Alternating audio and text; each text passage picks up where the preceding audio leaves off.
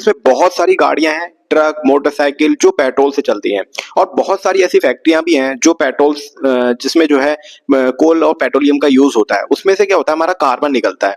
तो आपको मैं बता दूं कि भारत समेत कई देशों ने शिपिंग उद्योग पर, शिपिंग मतलब जो ट्रांसपोर्ट कंपनी है, उसमें दुनिया के पहले वैश्विक कार्बन टैक्स पर एक लंदन में मीटिंग हुई थी। तो वहां पर 62 देशों ने उस पर साइन करे हैं। बहुत ही अच्छी बात है, इससे जो है कार्बन को कंट्रोल करने में थोड़ी सी मदद हासिल होगी। ठीक है, हमारे देश में सभी आजकल जो है, चाहे वो रेडी वाला हो, चाहे वो ठेला लगाता हो, चाहे दुकान वाला हो, चाहे कोई बड़ा बिजनेस वाला हो, क्या ना हो, वो फोन पे, गूगल पे जो है इस्तेमाल करता है। तो उसी के साथ कौन सा हमारा पहला राज्य ऐसा बन गया है जो पूरी तरह से, यानी कि देश का पहला पूर्ण डिजिटल साक्षर राज्य कहलाया जाएगा? तो कहलाया जाएगा अपना केरला। तो केरला में आपको पता होगा साक्षरता दर भी हमारी सबसे ज्यादा है, और इसकी राजधानी आपको नहीं पता है तो मैं बताऊं, इसकी राजधानी है हमारी त्रिवेंद्रम।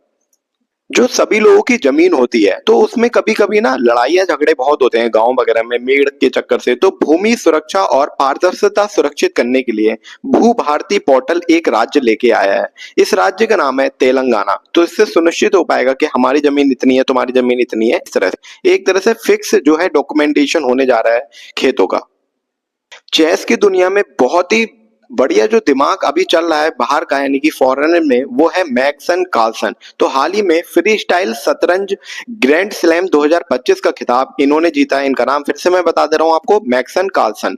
हमारे बहुत ही प्रसिद्ध हमारे देश के डॉक्टर हैं, इनको पद्मश्री भी दिया जा चुका है। डॉक्टर डी नागेश्वर रेड्डी इनका नाम है। तो इनको भारत के हैं ये। तो क्वेश्चन आपका इस तरह से एग्जाम में आ सकता है कि भारत के किस डॉक्टर को टोक्यो में, टोक्यो कहां पर है, जापान की राजधानी है, टोक्यो में लीजेंड ऑफ एंडोस्कोपी पुरस्कार दिया गया हमारे देश के डॉक्टर को। एक बार मैं फिर नाम बता दे रहा हूं इनका, डॉक्टर डी नागेश्वर रेड्डी।